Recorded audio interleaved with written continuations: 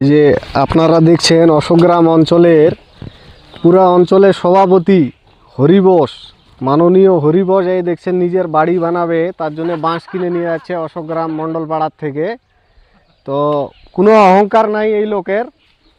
অশোকগ্রামের যে অঞ্চল সভাপতি তার কোনো অহংকার নাই, নিজে নিজে বাড়ি বানাচ্ছে, তার কোনো পাকা বাড়ি নাই, গরিব মানুষ।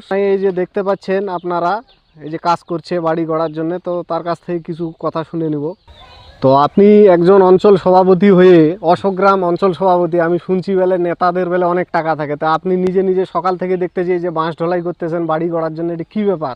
ওই মাটির বাড়ি তো আমাদের, হ্যাঁ, ওই উপরে টিন গুলো বাঁধতে হয়, তাই আচ্ছা আমাদের বাঁশ টাশ নাই, তো তাই বাঁশ কিনে নিলাম 100 টাকা করে পিস। আচ্ছা। হ্যাঁ। তো আপনার মধ্যে কোনো অহংকার নাই দেখতেছি, সারাদিন এইভাবে কাজ করেন, বাড়ির কাজ করেন, আবার পার্টির কাজ।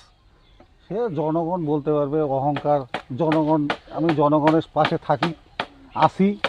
হ্যাঁ, এই তো। আচ্ছা, ঠিক আছে।